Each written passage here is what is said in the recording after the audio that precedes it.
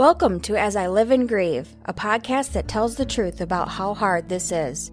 We're glad you joined us today. We know how hard it is to lose someone you love and how well-intentioned friends and family try so hard to comfort us. We created this podcast to provide you with comfort, knowledge, and support. We are grief advocates, not professionals, not licensed therapists. We are you. Hi everyone, welcome back again to another episode of As I Live and Grieve. This is a topic today that we're going to talk about that has, it's been in my heart for decades and decades after a personal experience of my own. But once I started the podcast, this was something I really, really wanted to be able to talk about. It's just taken me a while to find the person that not only do I feel comfortable speaking with, but that I also know has the same concern and passion and love in her heart. So with me today is Debbie Fischer. Debbie, hi, and thanks for joining me. Hi, Kathy. Thanks so much for having me. Oh, totally my pleasure. Would you, before we start, just give our listeners a little bit of your background, please? Sure. So I'm a licensed marriage and family therapist. I'm based out of Minneapolis, Minnesota. I co-own a private practice called Partners in Fertility, where we specialize in reproductive trauma. And I chose to specialize in this area specifically, this very niche area of mental health because of my own background, my own history with reproductive trauma. Okay. Now, can you just clarify for our listeners what exactly reproductive trauma is? Sure. So reproductive trauma can happen at any time in your reproductive journey, whether that's infertility, pregnancy loss, stillbirth, perinatal loss, birth trauma. So in the birth experience. So it's that whole spectrum. Okay. All right. Mm-hmm. Very interesting. So my own personal experience, and many listeners know, but some may not, I had a full-term pregnancy, went to the hospital, everything was fine. Every appointment I had with the doctor was perfectly fine. And then all of a sudden, within minutes, it appeared that I developed a fever, very serious fever, and it was after an internal examination. And from that moment on, for me, it became very, very foggy. They eventually wound up doing a forceps delivery. And I remember, I'm a pretty well-researched person, or I do research, so I knew that they gave the newborns an APGAR rating. And I was waiting for that. I wanted to hear a high number on a scale of 10. I wanted to hear a high number, as well as hear my baby cry. I heard no cry. I heard no APGAR. And then I kind of blacked out, or maybe they might have helped me with that, with some medication. And when I came to, I was told that at first my baby, a son, who we named Lee, was stillborn. And then they revived him, whisked him off to another facility that had a neonatal intensive care unit, a NICU. Within 24 hours, my baby died. Now, this was decades ago, everyone, so no one had a cell phone. No one took a picture of my baby. No one let me see, let me touch, feel, hold my baby. So it was almost as if my son didn't exist. And even my family, to quote, protect, unquote me, unquote the word protect, didn't let me go to the little graveside funeral that they had for my baby boy. So then, without bereavement groups, anything like that, therapy at all, it was just left to me to move on. And I did. Within a week, I went to work, and I just kind of stuffed it. And in truth, it hasn't been until I've been doing this podcast that I have really started grieving that loss, because now I know it's a loss. But I stuffed it all those years. Thank you. And I offer that only for some perspective, if you will. There are millions of women out there that don't even get to birth their baby. And for those women, my heart goes out to you. But it's a type of sometimes what we call disenfranchised grief because you don't get the support. Everybody thinks it's real easy to pick up and move on. It's not, though, Debbie, is it? No, it's not. And I am so very sorry for your tremendous loss. And I would love to tell you that your story is unique. And I'm sure you know that for generations that was how it was handled, Yeah. right? And Yeah. and it's only been relatively recently that it's finally been recognized that it's not a good way to go about it, that we need to be able to grieve. It did happen. Mm-hmm. And what happened with you in recognizing that recently is also very common. Your body remembers, whether Sure. you stuff it and think that you've processed it, it still is in there. Mm-hmm. And so, what you experienced was all of the grief that was coming later in life as you Mm-hmm. recognized it that you had suppressed so many years ago. Right. Yeah. And within this capsulized phrase of reproductive trauma, there are so many different types. So, not necessarily in chronological order, but if a woman or a couple has trouble getting pregnant, that is a grief-filled experience because you are grieving the life you wanted. You're grieving the child you wanted. That's a unique experience. And it's traumatic and it's difficult for both the woman and also the man. In your practice, Debbie, do you work with couples at all, or is it just the women? No, I work with couples and individuals, and you're right and we're all human beings, so it doesn't matter our sex. Exactly. We experience grief differently, and absolutely it touches everyone. Mhm. Sure. And then, should you get pregnant and then, heaven forbid, lose that baby, you have the grief again because it's a loss of a lifestyle that you wanted. You wanted to be a mom or a dad. You wanted to be a parent, but it's not going to happen at that moment. There is an entire range of emotions and thoughts that you'll have, but you're still grieving at that point. That's also a point where many times you don't get the support you really, really need. It's much easier for people to seemingly gloss over the situation by saying, oh, you can try again. And that just ranks with, I have a book filled with stupid shit people say to grievers. Uh-huh. But that's one of those things. I mean, who knows whether you can try again or not? There may be something physical that will prevent you from having a child. Grief. In a case similar to mine where you have a baby, a newborn, and they don't live, or they're not healthy enough to live, maybe, and after an autopsy, I was told that Lee was so ill he would have had to have been in a facility for whatever life he had. That's no way for a child to live. That's no way for a mother to live.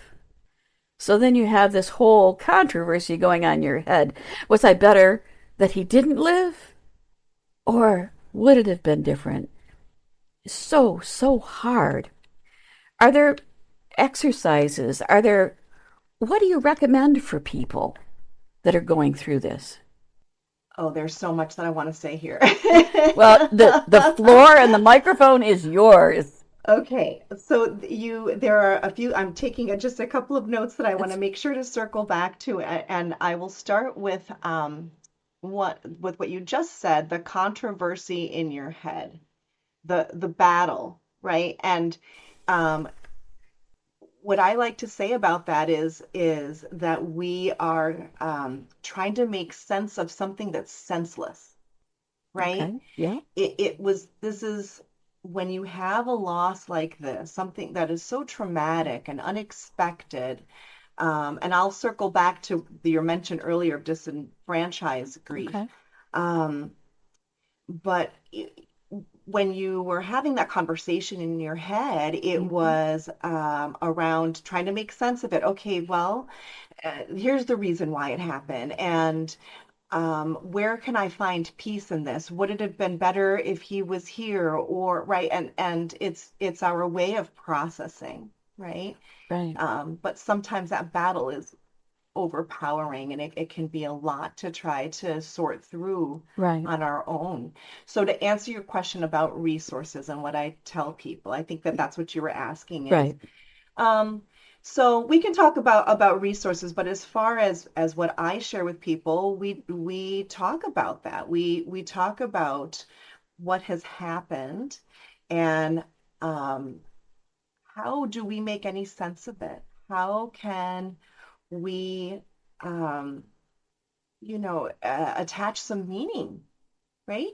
And Right. so for folks who have had a loss such as yours, or at any stage really in your pregnancy or at birth or right after, um, oftentimes these are intangible for you. So we call it ambiguous loss, right? Okay. Right. You never had the opportunity to see or hold, or you had no photos of your Right. baby, and so it's intangible. What happened? What did I lose? Right. And when you talk about the dumb things people say, oftentimes it starts with at least. At least you didn't really know your baby. Yes. At least you're young. You can try again. Yes. Yeah. There's no empathy in at least, right? Right. And so then that's that disenfranchise, right? They Right. disenfranchise. Okay, so now, well, what did I lose? And everyone's telling me that it clearly wasn't anything. Exactly. Yeah. So, um, whether or not our babies are here physically with us, right? So Hmm. whether we are, if we are holding our babies in our hearts rather than we're holding them in our arms, we still have a need to parent them oftentimes. Hmm. And it looks very different. Um, but it could be in, planting a tree, planting a garden, dedicating something in their name, in their memory, continuing that legacy. Those are ways that we can say, no, this child had meaning. Their life had purpose. Hmm. And by doing that, it's our way of continuing to parent and also in helping us to grieve and to process what has occurred. Does that Interesting. answer It the does. It, question? it Yeah. does. It helps a lot. It prompts what I call one of my toddler questions. And that just means it's a question maybe that sounds so simplistic, but I have to ask. So, whether it is during your pregnancy or immediately at birth or within a few hours or something after birth, and you've never experienced holding, touching, seeing that baby or any combination like that, is it okay to name your baby? And is it okay to have some type of memorial or legacy so that you remember that baby for the rest of your life? Thank you for asking that. It's absolutely okay. It's all okay. And it's just like grief. And we say, we talk that no, we don't grieve similarly. Everyone is unique in how they process. And whatever makes sense to you is the right answer. And I've known lots of folks that did not know the sex of their baby, but they had a gut feeling, Right? right? Mm-hmm. And they've named their baby. Okay. And I have a friend and a colleague who also had, for her, it was a first trimester loss. She had a gut around the sex of the baby. She named her baby. She got a tattoo with her baby's name. So it's really so very personal, but it's all okay. Good. That's nice to hear, and it's nice to know. And I separated hear and know because everybody knows those are two different things. I can hear it, but until I accept it in my heart, I don't really know it. So that does help me feel more comfortable with that. And it's also very common. I know the entire time, I was growing up, people would say, "How many children do you have?" "Oh, I have two Yes. daughters." I would never mention him. Mm. Should I have? Would it have made grieving easier for me if I said I had three and lost one? Again, there's no right answer.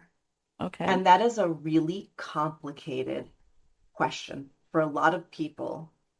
What do I say? I feel like if I don't mention my child, then um, that's not fair. I'm not Right. honoring them. I'm not acknowledging them. But Yep. if I do, is it going to make somebody uncomfortable? Or do I want to share with this individual? Um, and it becomes extra complicated, I think, in some cases for those that don't have any living children. Okay. So um, it's something that we all get to decide for ourselves.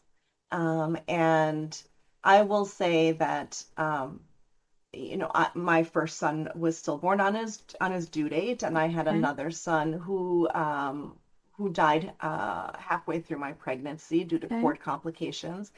And so when people would ask that question, I grappled with it a lot in the beginning, and then eventually I had living children, and oftentimes I will say I have three living children, and that generally sends a message. Oh, okay. Yeah. Well, But I at like that. times, yeah. So at times, if I chose not to bring it up, especially because it was my first and I didn't know, if people said, "Do you have any children?"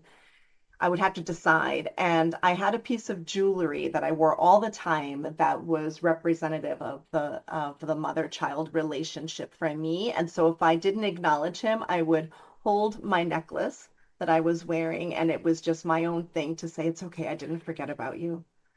Oh, I love that. I love that. That's beautiful. That's beautiful. Oh my. I'll have to. Okay. Oh, It happens at times with podcasts. Like, I'll yeah. get teary-eyed. I'm like everyone else. I want to talk for a moment, if you will, about the couple, the parents, the husband Hmm. and wife, or the boyfriend, girlfriend, or it again, gender doesn't matter. Yeah.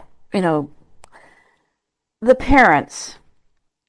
How is it different from the one who was bearing the child to the one who was not? Is there a difference? Um, Sometimes there's a different, I mean, there's a difference, yes, in that we don't know that they're going to grieve the same. Okay. And for the person who carried the child, for the person who had the pregnancy, for their partner, oftentimes the partner that didn't carry will feel less like they have space to express their grief because they didn't have to go through carrying the loss, the Okay. right. And Okay. so if you want to, just for the sake of ease, talk about male female couples, Okay. then it's not uncommon that um, folks will ask him, "How is she?" Okay. Right? And they forget that he's also grieving, you know, Good that they, point. yeah, they both are bereaved parents, right? Mm-hmm. They both lost their baby. Right. They are both grieving. And so now it adds an additional layer. It sends Right. a message to him that he doesn't have space to grieve because Right. folks will ask, "Well, how is she How is doing?" she? right. Exactly. And then for him, he will often feel like, okay, well, I can't say anything. Boy, she's gone through so much. So my job is the protector. My job is to Right. be the one that will support. And then what happens is that sometimes there's a disconnect between them, Mm-hmm. right? Where she wants to know from him, like, aren't you feeling this as well? Like, why aren't you expressing your emotions? Like, Right. is it not hitting you? Is there something wrong with Right. me? And he's feeling like, I need to protect, I need to lift her up. Mm-hmm. And he'll go off on his own and grieve quietly, but then that can further break down. Right. Right. Hmm. So then if you can have the couple in your office, you can work with them together so that they can appreciate what the other is feeling, right? Yes, and you know what's interesting about that is that uh, when I entered this field and I decided to specialize in this area, I naively thought that that's exactly what would happen, that they would come together. And I Oh, can't tell you the how it was very surprising to me when the vast majority of the time it would just be her. oh dear. And so we would talk about that.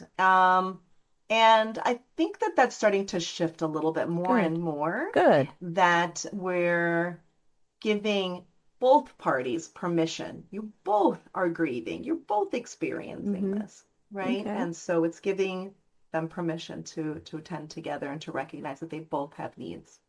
Wow. Interesting. Is there something the woman again, just for the sake of ease, the woman might say to her husband to encourage him to come? Um, Depending on the relationship, Okay. I would generally ask them, uh, does he know he can come? Okay. Can we give him permission? Okay. And so that's generally what I will say to them Okay. is, have when you talk about it, does he know it's okay as well? Does he know Okay. that his feelings matter also? And right. Okay. Hmm. All right. And this is probably beyond your scope of treatment, but what about the grandparents? Oh, Is I'm there so glad that you brought that up. You know what? The grandparents have oh boy, it's a double whammy for them because their child is Yes. grieving Yes. and the grandparents have lost their grandchild. Right. And how do they grieve the loss of their grandchild and also support their child, and Yep. what do they say and what do they not say, and oh my gosh, I've said the wrong thing, and Yep.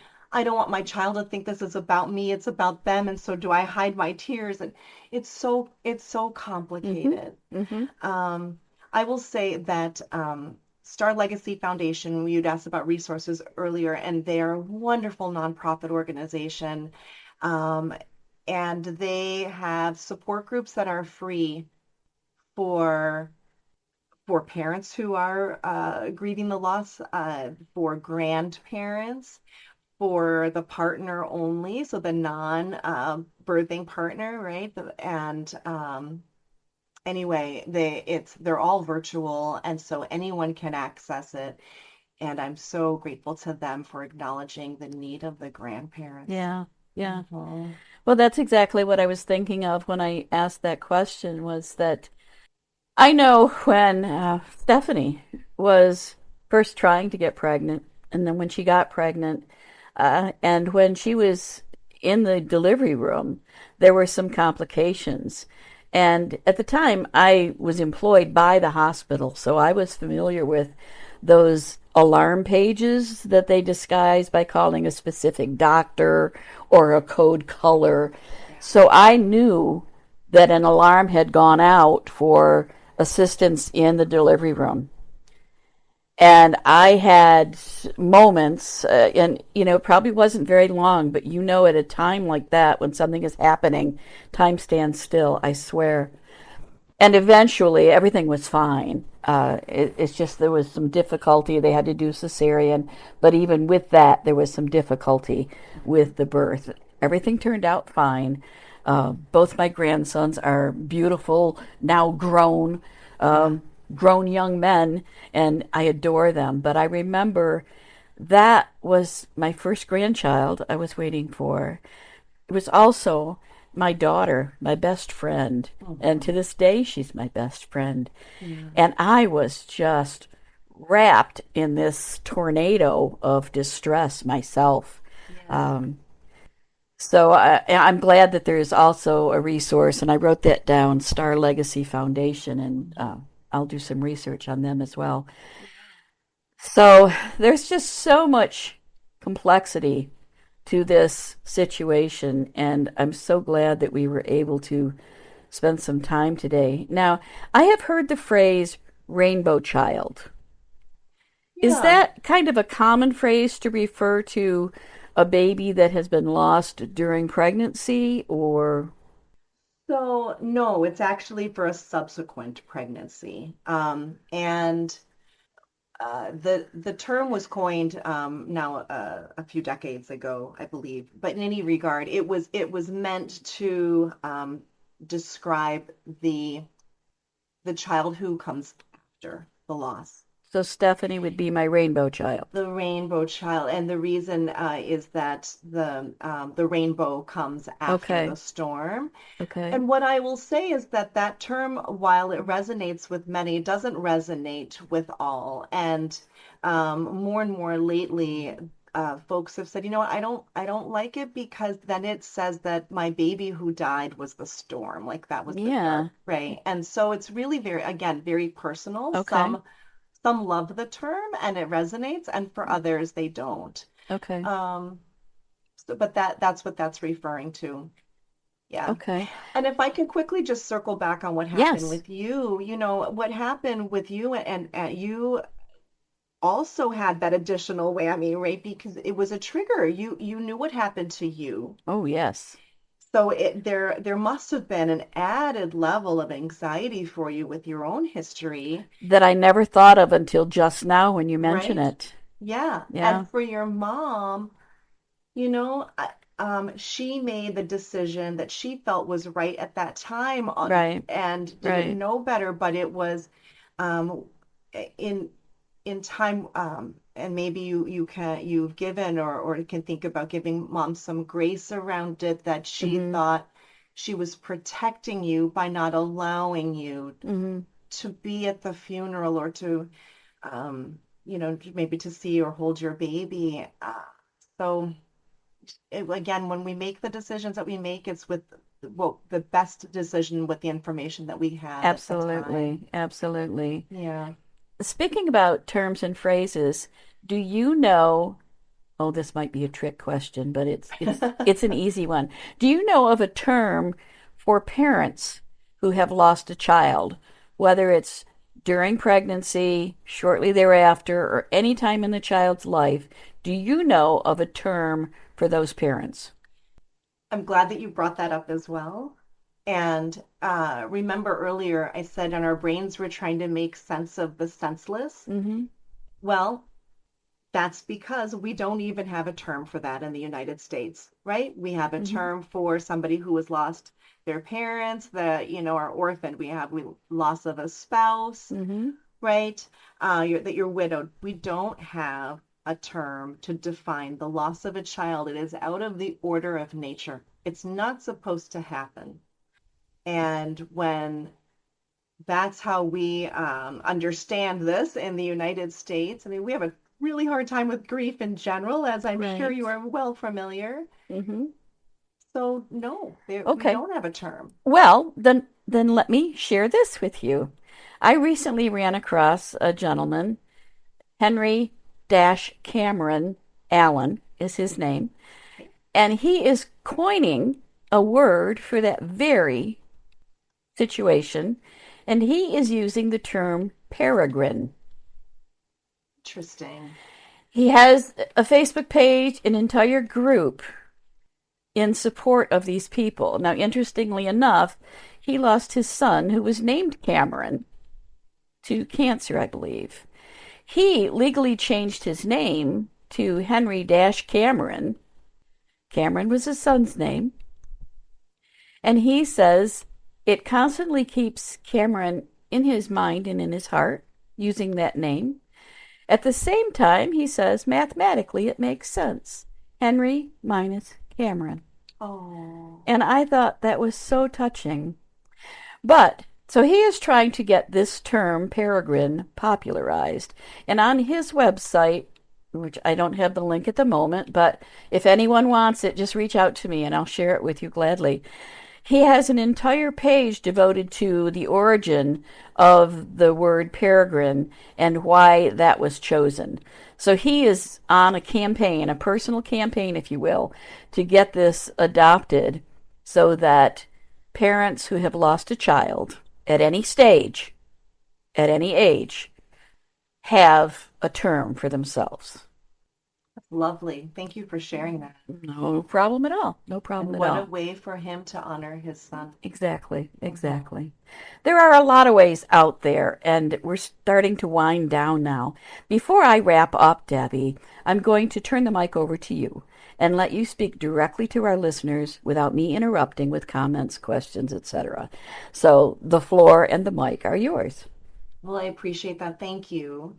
If I could add just something more for your listeners with regard to miscarriage, because I know that that's where we sort of started, and we talked a lot about stillbirth or loss right after. But I want to give everyone permission to grieve at any stage in their pregnancy loss.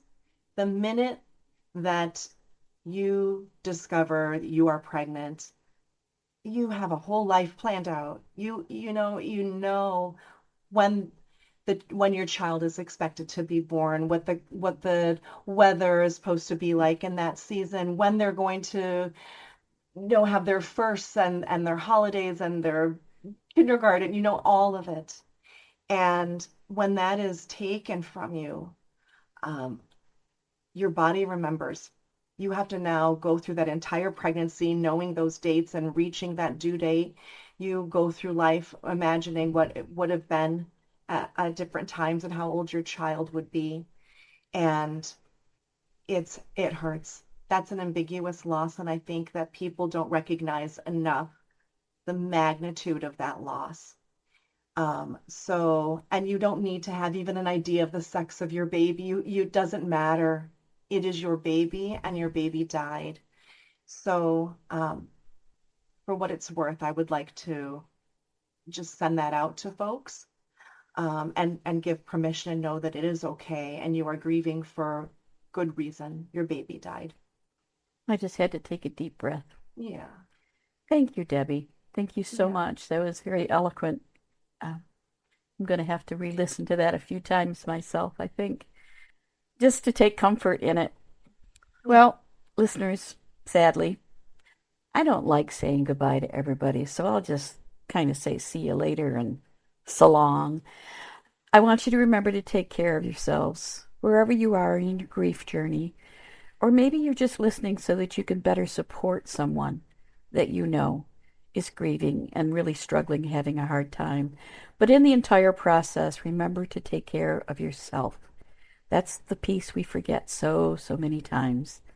So do that for me, please. And don't forget to come back next week as we all continue to live and grieve. Thank you so much for listening with us today. Do you have a topic that you'd like us to cover, or do you have a question from one of our episodes? Please email us at info@asiliveandgrieve.com and let us know. We hope you will find a moment to leave a review, send an email, and share with others. Join us next time as we continue to live and grieve together.